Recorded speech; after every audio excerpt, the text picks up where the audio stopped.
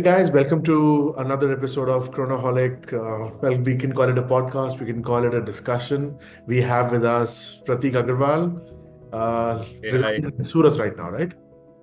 Correct. And we have with us Neeraj Krishnan, residing in Bangalore. Hi Karan. Hey Prateek. Hey, Good evening. let's dive right in. What do you think going to be the biggest highlight? Which brand do you think is going to be the biggest highlight of Watches and Wonders 2025? That's the question, right, Karan? So I believe 2025 is a milestone year in the calendar, and it's a huge anniversary and a milestone for many brands. So I would say the winner of this question is going to be who wants to celebrate their anniversary the biggest and the loudest. Yeah. So I know that it's the centenary year Yeah. since the first perpetual calendar came from Prateek's Yes. lip. If Yes. they want to pay tribute to that, I Sure. think that's all theirs. I believe VC is also celebrating a huge milestone, 270th anniversary. So if they want to, go all in, I would say 2025 is the year that they can go ahead and do it. Right. Similar to that, there is a lot of expectations from the house of Rolex. So I believe the stage is set. 2025 is a round of year. It's a marquee year in many watch manufacturers' calendars. It's just a matter of who wants to celebrate the loudest. Right. No, definitely. What do you think, Prateek? Last year was wonderful. I loved the IWC watches which come with the complication. So I am expecting they are also going to go huge. Also, I have seen lot of carbon ceramic watches in last 2-3 months. I think most of the watches are coming right now. I can see every day there is a new watch which is coming. So many things. So I am also expecting that big houses might go with carbon ceramic or something like a new material which can see. And I want to see if big brands are doing is like who doesn't know that Rolex Yachtmaster might come with a carbon ceramic. Last one they were gone like titanium and platinum was the highlight. So I'm thinking that is also one thing. And also I want to see what Tudor is doing this year because last year they have done extremely well. I really love their what they've done with their BB collection and last year's with their chronograph. There is just a color change, but they know what we were asking for. So there are a lot of like pink and blue or something which was actually fan favorite, and I can see a lot of things in Instagram. So I think these two brands I'm really excited to see what IWC is bringing and what Tudor are bringing to the table. Right. I think you both touched upon that was going to be my next question. What do you foresee a trend emerging in 2025? And like Neeraj said, these are year of multiple anniversaries. Prateek said year of lots of materials coming into play. But overall, which brand do you think will dominate Watches and Wonders? Traditionally, I've always had this strong inclination towards the IWC booth. Okay, and I think last year they delivered with the Eternal Calendar. And this year too, I feel, even though they had, minor feedback in the terms of Lewis Hamilton leaving them for another team, what I see and what I feel and what I hope is that they will continue to, improve on their Petronas Formula One collaboration watches, especially the one that is going to offer the highest shock resistance, rating to thousands of Gs is what I remember. So I'm expecting that is going to take, a major share of the media limelight as always. And I also know that the CEO has this, eye for the minutest details. So I'm hoping that the IWC booth at least is going to wow people, Right. but we can always expect a higher complication watch from somebody else. Traditionally, the IWC booth has always been one of the highlights of Watches and Wonders with how they set it up, how much money they spend on it. Whoever I've spoken to has gone to Watches and Wonders in the last couple of years, they've come back. I mean, sure, other brands may have the most number of releases or the most hype releases, but they say they always maintain that the IWC booth has been the most fun. Prateek, what do you think? Which brand do you think will dominate Watches and Wonders? I think I started with IWC, so I have I have a high hopes with them. But there are a lot of, I think there will be new entries in this Watch and Wonders, like Louis Vuitton, what they are doing with their watch thing. So I think they will be highlighted, and also I am expecting that this year GS Grand Seiko can also come with like last year they have come with their high complication watches. So might be they are thinking of third tourbillon in their watch. So that Maybe. can also be expected. But Yeah. I really have some expectation with this big brand. Like last year I had a high hope with Cartier, but I don't see anything which is coming from them which actually attract me. So there were more of a color variation which came, but nothing as such from the Cartier. So I'm expecting Cartier this year, and also I have some hopes with Bulgari. So I want to see what they are coming with, how thin they are going. So let's see. Right. Okay. Okay. This is you've touched upon a very good topic there, where you've spoken about Cartier, Bulgari. These are, not just luxury fashion brands, but in a way, they border on the realm of independent watchmakers also. What do you think? How much of a role will independent watchmakers have to play this year, Prateek? I think I think like how the community is building, we are also focusing and educating people about these brands, like how Oris are doing. So what they have done with their Pro Pilot X, that is a very different technology they have used. What I would love to see that what these brands are doing. These are doing very well, I think, in the market, but it should.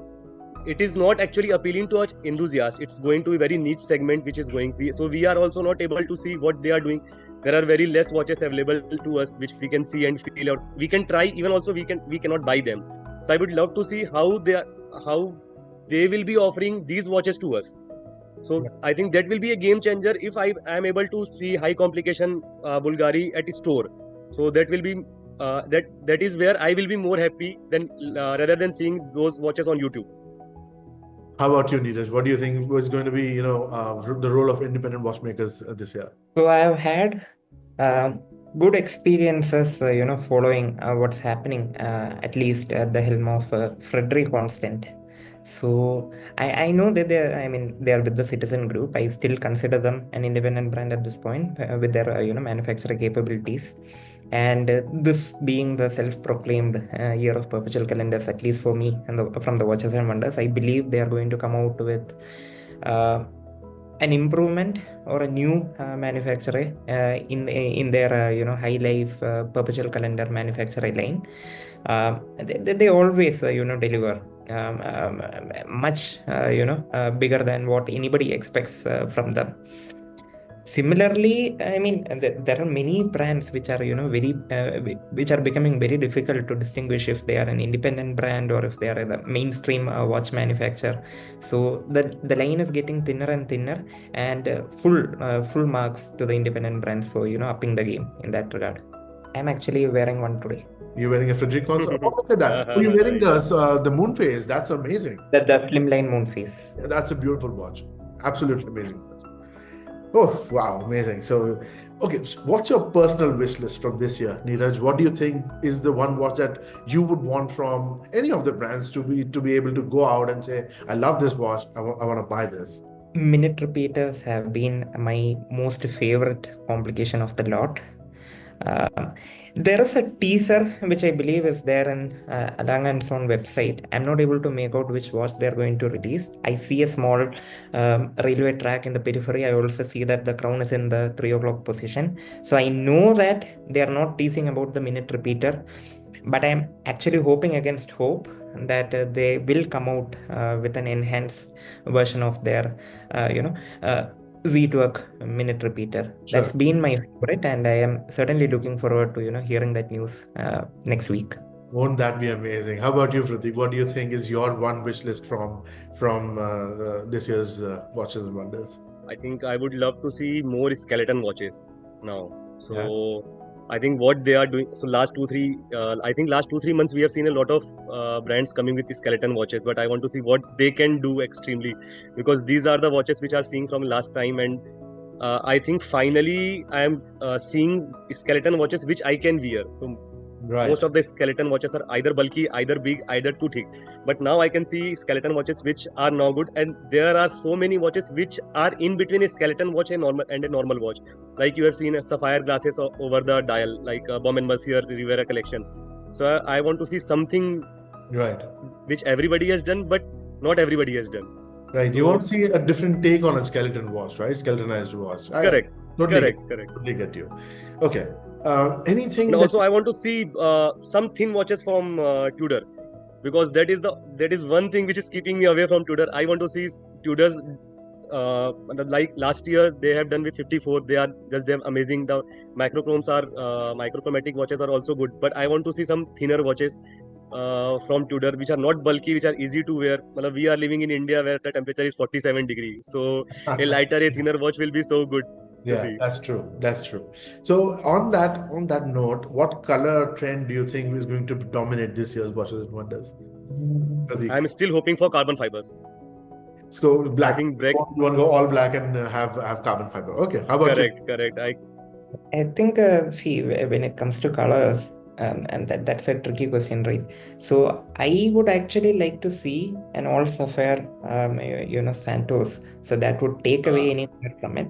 But the talk of the town is going to be, if Rolex finally decides to listen to the huge fan base, or at least the noise that the crowd is generating, and finally releases, Coke. I think that is going to be the color of Watches and Wonders.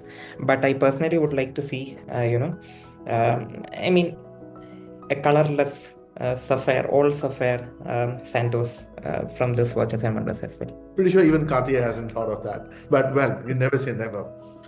Okay, do you think this is something that Prateek said in the beginning? He said, do you think brands will focus on more value-driven pieces, or they will keep trending towards the higher end, ultra luxury kind of watchmaking? There is a growing sentiment in the watch market, at least, if we follow the memes. Memes are the official way in which people express their, desires and how they feel about things. So what I see and what I gauge from the pulse of the leading meme makers is that there's a growing sentiment and that watch manufacturers of lately are deviating away from manufacturing calibers and just catering to, what can eventually turn into a trend. Right. I think 2025 is going to be the year where they say enough is enough and they go back to the roots. They are going to focus on high horology purely from the fact that they want to demonstrate to the world and that innovations still happen, and innovations are no longer restricted in only material selection. It's been a while since a new complication came out, or if there has been a refinement to the perpetual calendar, Sure. like how there was a jump from perpetual to eternal calendar in IWC's release last year. Right. I'm pretty sure most of the manufacturers are going to at least attempt. I don't know if it's going to be a insane power reserve, or if it's going to be a significant improvement in any of their high horology calibers. But I'm expecting that they're at least going to attempt and showcase a piece of that in this year's Watches and Wonders. Wonderful. How about you, Prateek? Do you think more value-driven pieces, I like you said, or more ultra luxury, higher end stuff that we'll never get our hands on?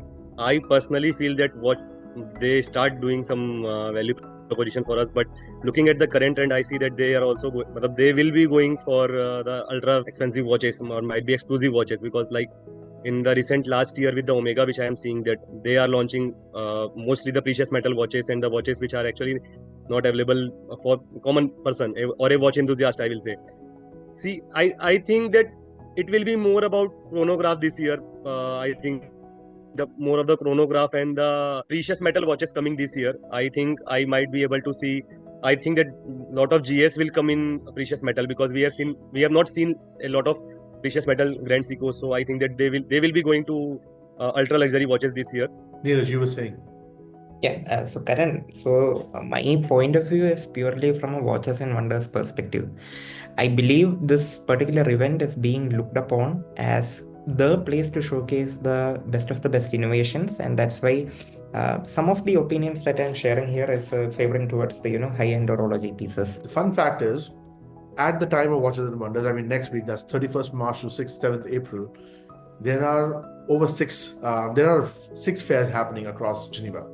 Not just Watches and Wonders. In effect, over 200 brands are displaying and showcasing and releasing watches and whatnot. And yeah, I mean, I'm certainly looking forward to it. But yeah, pretty excited to see what's coming. One wild prediction. Tell me one wild prediction from Watches and Wonders, Prateek. What do you think is the absolute wild thing that's going to happen? in your opinion? A Rolex making a carbon fiber watch with a skeleton dial. Oh wow, that'll be wild. Absolutely. How about you, Neeraj? When it comes to Breitling, Yeah. people often overlook the fact that they are also a major player in the watch game. They have had a rich piece of history. So one of my wildest predictions is going to be they are going to be in the spotlight this year. You know what? You guys want to know my wild prediction? Please. Yeah, yes. Yeah. Oris does a perpetual calendar. How's that? That That'll be something is interesting, that will right? be so cool. I will be the first person to buy an Oris. That's for sure. Me too, because I love the brand. I think the community loves the brand, and they've been doing things in a very fresh manner. I mean, thank you, Prateek. Thank you, Neeraj. It's been an absolute pleasure talking to you both. I will see you during and after Watches and Wonders. We'll have the whole coverage on Thank you. Chronoholic. Stay tuned, please.